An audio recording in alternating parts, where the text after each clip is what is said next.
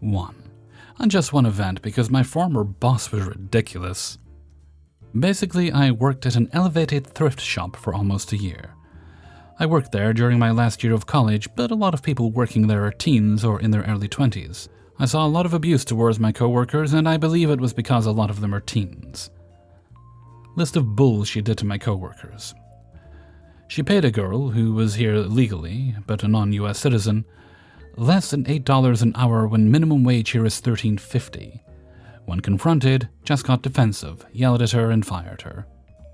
Fired my coworker because she was going through something personal, and she called out 1 or 2 times ever. The only other time she called out is because she got COVID. She'd be extra passive-aggressive and rude to a coworker because he called out a few hours before his shift because he was sick.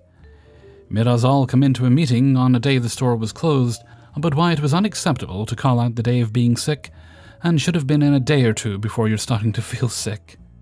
Then told us all calling out because we feel slightly sick is not how adults in the real world operate. You can only call out if you have coverage.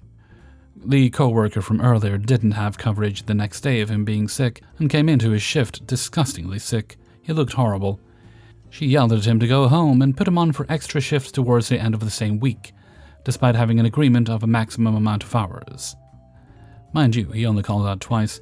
The other reason was because he was stuck in Florida during Thanksgiving when all those flights got cancelled.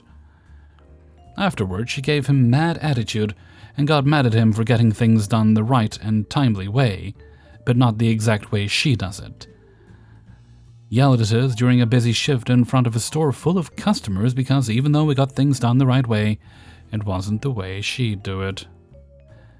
Basically, called us all dumb because the clothes are organized in color order, and some interpreted brown and tan and put it with the tans in dark khaki color, and not the browns. She was blessed with really mature employees who hustled. She started driving some of them away, so a couple of them quit. The quality of new employees wasn't as good, and were only trained in the basic bare minimum. We were required to hold a 15-minute shift change meeting and were scolded if we didn't drop everything to have the meeting, which was just behind the counter. So whenever customers needed a dressing room or checked out, we got yelled at for telling them or even acknowledging them. More people left, and now the people who were new were either completely half-assed, antisocial, and weren't trained either for bigger roles, so they're kinda useless to no fault of their own. My personal issue working there. Trigger warning, mention of funeral and death in families. My time off has been denied. I've pulled multiple doubles when I was really needed, while taking 6 college courses at once. I called out once without coverage after because not only was I sick from new medication side effects, I also had a death in the family that I had to travel to the countryside of a different state for, so I called out. I got a whole talking to about why it's unacceptable about us both being the same race, so I needed to be better for some kind of moral sake. After that pay period, I put in 2 because not only was it relevant, I don't believe that just because we have the same skin tone and gender, I should just glance over the faults of an individual. That to me is morally wrong. This point, we're severely understaffed with really lazy, undertrained staff. I had a shift where there were no managers, just 2 other people who had just started. I did about 70 or 80% of the work, as one was on FaceTime half the shift, and the other literally just started. So she had a million questions, could only do the bare minimum. The next shift, my second to last, she gave me extreme passive-aggressive attitude, and told me on my last day I couldn't use my discount because the vacuuming didn't get done. In my head I said, "You're petty, fuck you," because I did 70% of the closing tasks, all the hard and important stuff by myself for 14 hours. I forgot, honestly. However, my coworkers didn't forget because they were the ones who told her. They admitted that they just wanted to leave early and didn't think it was a big deal. So they didn't do it. Or reminded me while I was doing the, again, vital shit. I get punished for them not dividing up the extra, kinda not important 30 to 20% of the leftover work. So I didn't show my last day and got coverage. My last day actually gave her over 2 weeks' notice, and I did as a courtesy, knowing they were short-staffed, so I didn't want them to be overwhelmed or frazzled. Why wasn't my boss there for a week without telling anyone why? Because her mom died, which I understand. But you'd think she'd empathize with me dealing with death and not expecting me to be 100% chipper, although I was still polite and doing my job correctly. Now she went from about 20 employees to 5 by the end of May. This is the first year the store opened, and I can foresee it closing soon.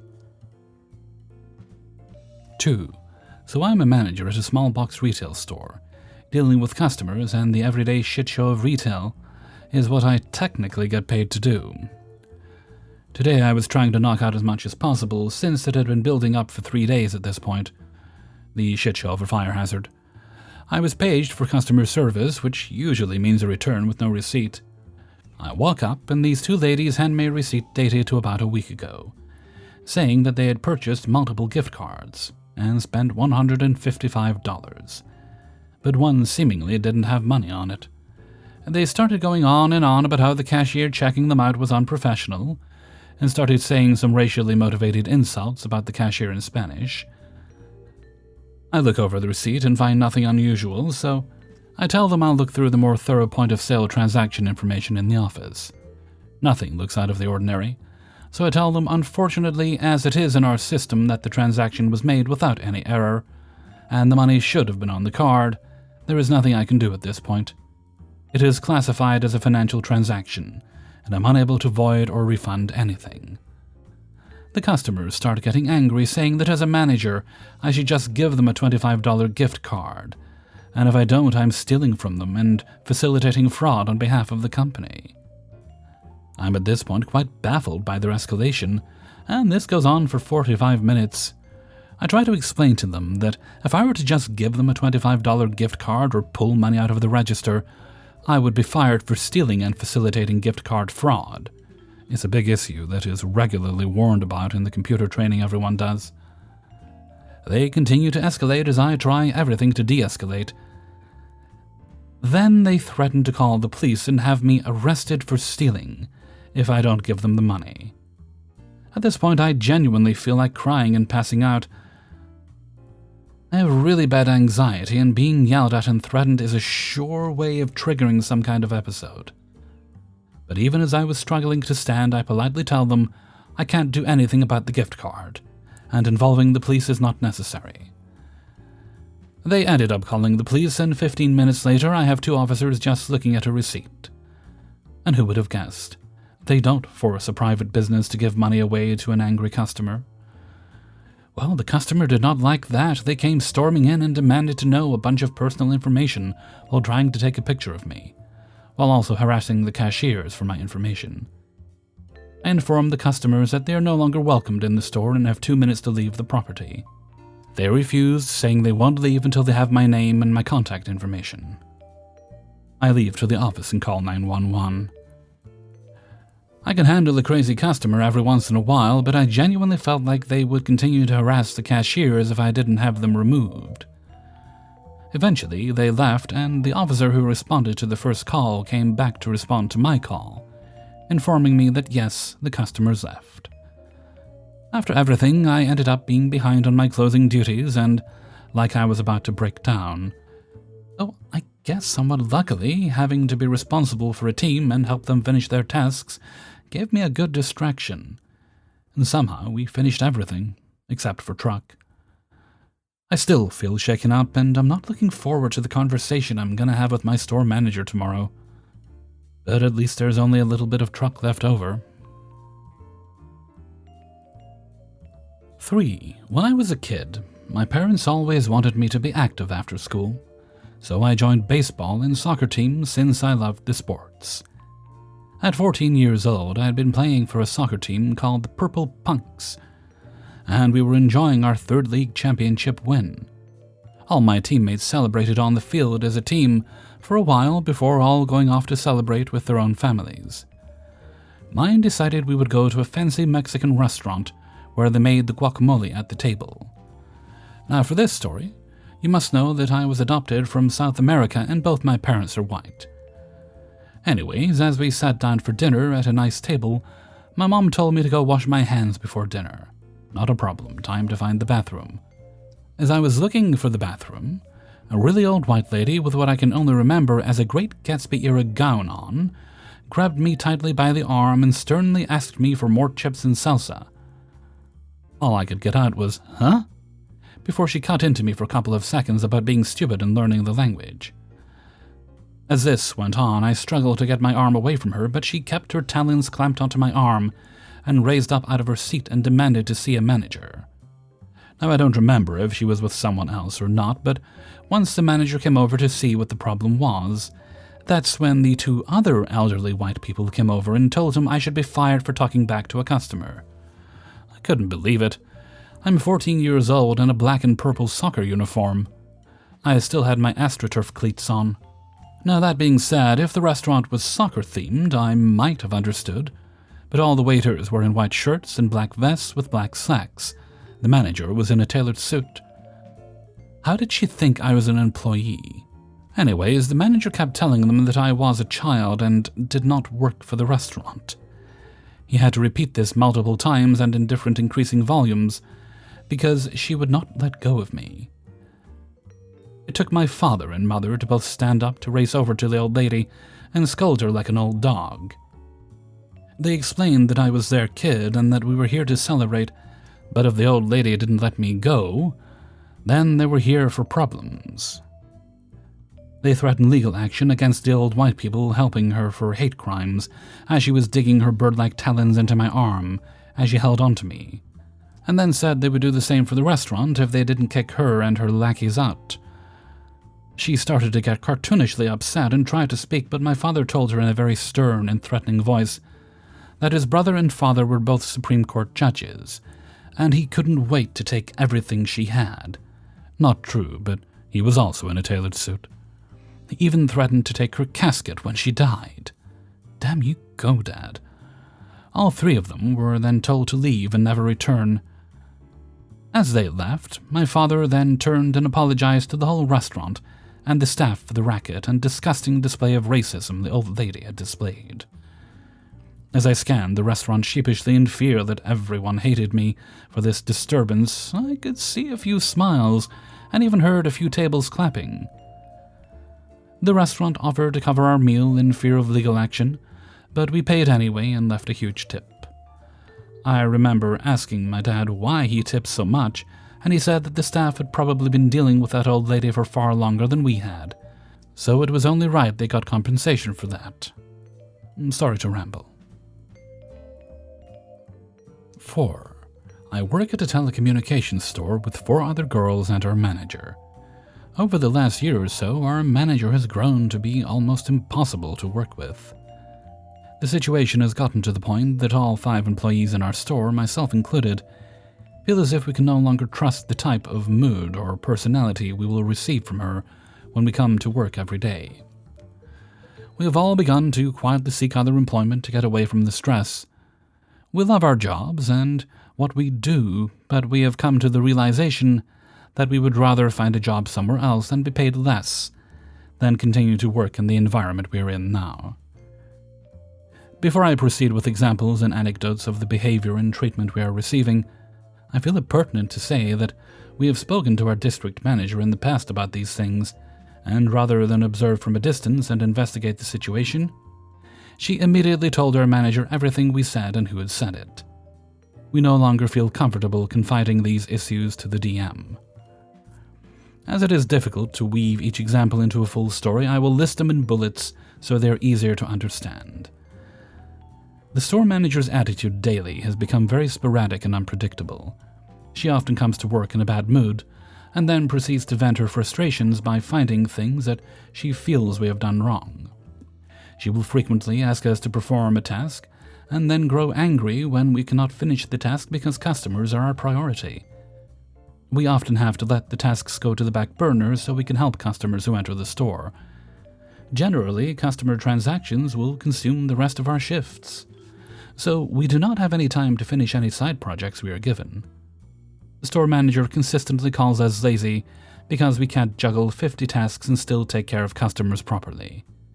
She, however, is often ignoring the customers on the floor, including customers who have asked specifically to speak with her and only her, by sitting in our back room at her desk, eating, and watching movies on her cell phone, or talking on the phone with her fiancé. These phone calls are a consistent part of her day, as he phones her at least 5 times a day just to chit-chat. If he is not calling her, he's coming into the store and pulling her attention away from the employees and any customers who need help. Her fiancé visits the store on average 2 or 3 times a day and stays for 20 to 30 minutes each visit. She allows him and her 13-year-old son to enter the locked back room of our store, where we keep our inventory and cash safes. Her excuse is he is a police officer, so he's allowed to go into high-security areas.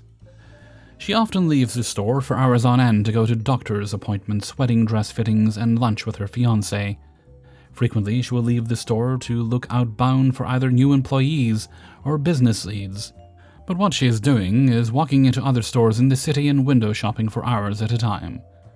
She will often come back to our store with bags of things she has purchased on these outings. She grows irritated and huffy when asked to accommodate an employee who needs a specific day off work in the coming weeks. All requests are made in our time system and on a tabletop calendar well in advance, but are often either ignored or denied because she has something she wants to do that day, or she just didn't check the calendar or the time system for the requests. When this is pointed out to her, she reprimands the employee who made the request and complains loudly to other employees about how she can't depend on anyone because we have therapy or medical appointments we need to attend.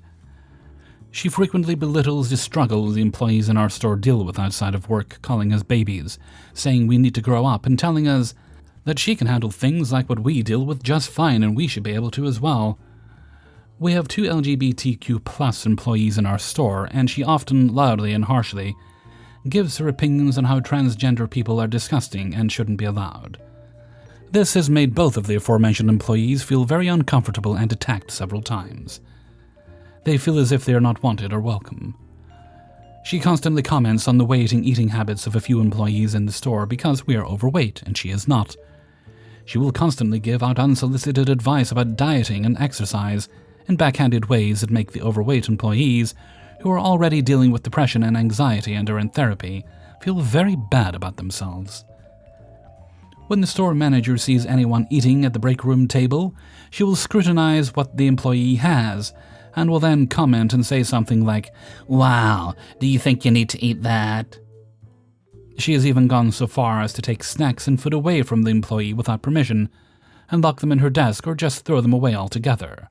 If a mistake is made in any aspect of our operations, she will grow irate and immediately start berating the employee who made the mistake, telling them they aren't dependable and chastising them for not knowing how to do something. Instead of showing them how to correct their mistake or teaching them how to do it correctly the next time, she will rip the task out of the hands of the person doing it, storm off and complain loudly about how she can't rely on anyone and how stupid we are.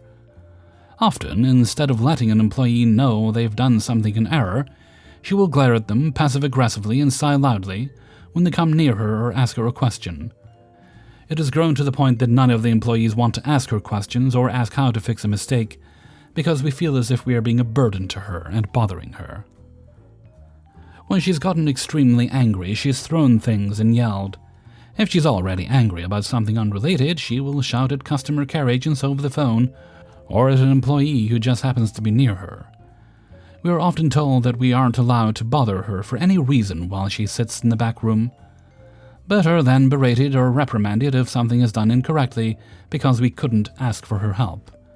If customers ask to speak with her directly, she instructs us to tell them that she is in a meeting and goes back to watching a TV show on her phone. We are then shouted at by customers who have stopped into the store several times a week or two to speak with her, and she is never available. If an employee needs to call out sick for a shift, she will begin shouting and then proceed to complain about the employee to the others for the rest of the day. She then tells the others why the person called out of work and calls them lazy. When asked by an employee if they can clock out for their lunch, she gets angry and shouts at them, telling them the workday doesn't revolve around them and she needs to take her lunch first.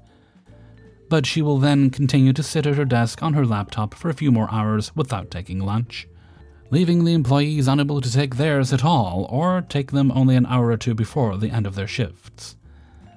This is not by any means an exhaustive list of things that we have experienced or observed over the last year or two. These are just a few of the heavier instances. As stated before, we do not want to give up our positions. We love what we do, and are very comfortable and talented with it. It is just very, very difficult to wake up and feel as if you want to go to work with a direct manager who has made herself impossible and painful to work with. There have been many moments when the five of us just felt like standing up and walking out of the store because of the way we are treated. When this was all reported and investigated by HR, she got a slap on the wrist and has since then been making snide comments and remarks about how we all hate her and are always trying to get her fired. We aren't sure we should report these comments and things to HR as retaliation or not. It's become such a frustrating and precarious situation. 5. I'm an 18-year-old female and have been working at this gas station for a little over half a year, which is long-term because all my other co-workers last longer than that. 4 people quit within a month, nothing to do with management, just different paths of life, making us very understaffed. A new person gets hired, and from what my manager tells me, this lady used to work at the store. I'll call her Senga. I was confused on why she came back because she had caused a scene before with one of our night shift workers. They had closed the store for 20 minutes to mop, and she banged on the door because she wanted wine. When they let her in, she rampaged and threw items and left. The first time I was put on a shift with her, it was fine. She praised me for actually doing my job and working, which I thought was really strange. She let off a really uncomfortable vibe, and I would work away from her so I wouldn't have to be near her. I got done with the shift and all was well in the world. I got the shift schedule for the following week and see that me and this woman have 3 shifts together. Great. I had told my manager a week beforehand about an appointment coming up so she would not schedule me for that day. A previous co-worker was supposed to work that day instead, but asked for additional money to work, an entirely different story, along with 2 other people calling out. Because he wanted more money, he was not scheduled for that day and I was forced to work it. This also happened to be the day Senga was working, so this would be our 2nd shift together. My manager scheduled me for a time that would go directly through my appointment, so I let her and the other person I would be working with, not Senga, to expect me to be late. I was a few minutes later than I anticipated, so when I clocked in, I apologized to my coworker and let her leave as soon as I came in. Because it was a weekend and right in the middle of rush hour, the store is in between a high school and 2 colleges, one of which was hosting a graduation. I was not able to move from the register for the next hour because Senga would be clocking in at that time. When she walks through the door, I greet her and she ignores me and immediately starts changing the coffee barrels. When she comes behind the register, I tell her my plan to go in the vault to stock drinks because the slots were empty. I also let her know that only 1 register out of 3 is in working condition, so it wouldn't make sense for me to be at the front at the moment. She immediately blows up on me and starts yelling. She continues to work away from the register as people line up at it, leaving me to stay there. When she takes my spot and I start cooking and loading items on the grill, I'm standing almost right next to her, she yells to the customers about me being lazy and wanting to leave her to do all the work in the front of the store. I don't argue with her because I'm not confrontational and keep cooking. At this point, I just change my mind about stocking drinks because, to her, it's me abandoning her. I stay in the front of the store, and it's been less than 2 hours into her shift. She decides she wants to leave because she doesn't feel good. As she prepares to leave, she buys 2 bottles of wine, 4 packs of blunts, 10 chicken wings, and a case of water. Her Uber comes and she leaves. For the next 4 or 5 hours, I'm completely alone. It's nearing the end of my shift, and the night shift worker who was scheduled an hour before still hasn't shown up, which I didn't mind because he always does this since he lives far away. I realize I have to work longer than what I was scheduled before because Senga was supposed to leave an hour after me, meaning I would have been able to clock out if she was there. 30 minutes after my shift ended, I'm still working. She comes into the store. Is she really coming back to do only 30 minutes of work? No, she came in to retrieve something she'd left and walked out of the store. She doesn't drive, So she took an Uber to come to get something she left, then walked out and left in the same Uber. At this point, I'm fuming. I was at work an hour after my shift ended, essentially taking her shift because I clocked out at her time. I let my manager know about all of this and threatened I would quit if I was scheduled with her anymore after this week. The shit part? She won't get fired for her behavior at all. No one that I know of gets fired from this place. The owner of the store personally invited her to work at the store again. She's only been working for a week, and I hope and pray she leaves before I am the first person to get fired from here. Hey everybody, Freezer here, and thank you very much for listening to Adventures in Fast Food and Retail, episode 171, and thank you very much to everybody who allowed me to use their stories in this video. Before you go, if you'd be so good as to press that like button, I would appreciate it. Okay, let's see. No other business, so let's move right along to Hellfreezer's question of the day. And today's question is, we'll have it food-themed today, as it is fast food and retail. Following on from an earlier question, change one letter, or add a letter, whichever you prefer, to a foodstuff, and make it weird. Like that American classic, grapple pie. You know, it gets delivered to the table with a couple of knives standing up in it, and you've got to fight for who gets the biggest slice. Or thickened nuggets. A nugget so thick you've got to chop it up before you can eat it. Let me know what your ideas are in the comment below if you'd be so good. And with that, I'm going to head off for now. So until next time, thank you very much for listening, and take very good care of yourself.